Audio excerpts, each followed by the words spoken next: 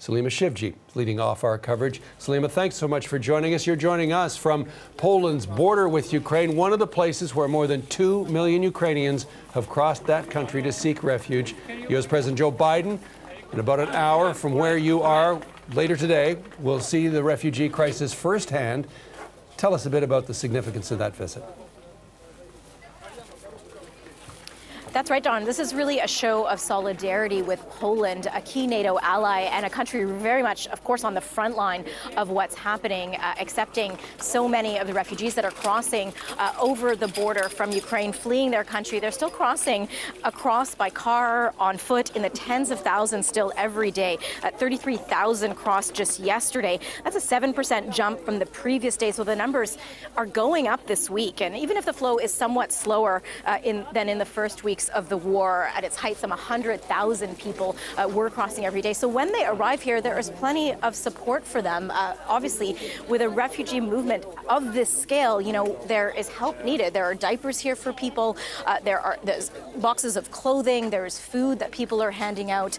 You can see everything that the refugees could possibly need to help them as they carry on from this main first point of their entry into Poland. So the U.S. president will get a sense of that and the scale of the movement of people. Obviously, the biggest refugee displacement here in Europe since the Second World War. So he will be doing this. Poland also, though, very much a hub for a lot of the military transit. It's a hub for all of the weapons and anti-tank missiles that are flowing from other countries to Ukrainian troops fighting Russians in their country. So Poland, a very key partner for the United States. The American president, after a flurry of intense diplomacy in Brussels, will be able to meet some of the American troops who are stationed here in Poland, very close to the border.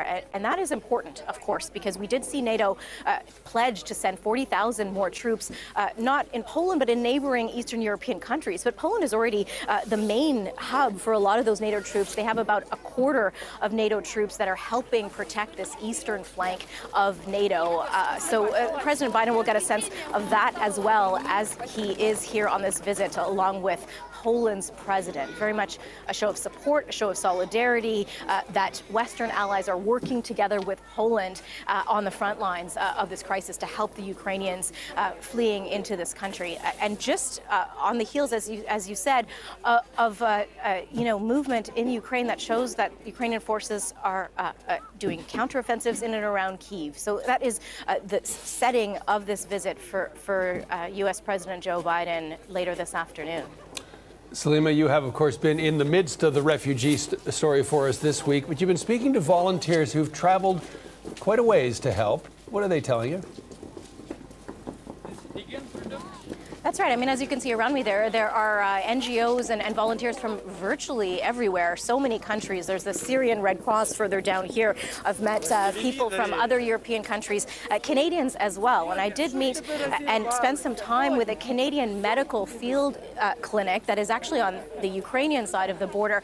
They're providing, first aid and help for these refugees who are crossing over into Poland, any sort of help that they need. These are ER doctors and nurses from Canada who are volunteering their time and paying their way to be here. Now, that unit usually goes to disaster zones to respond, but this is the first time in a conflict zone.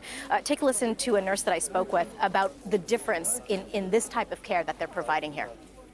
When you respond to a disaster, because it's after the fact, we know what the need is. We know that, with earthquakes, there's lots of, injuries from falling buildings and rubble, and, then it becomes like exposure and not having your medications, primary care and stuff like that. But here, today, it's primary care, and thankfully we are well away from the conflict zone, like the danger area per se, but it can change tomorrow. So she says this is very much an adjustment, but the medical help that they are providing here at the border is very much needed. John? Salima, thanks for this. CBC's Salima Shivji on Poland's border with Ukraine.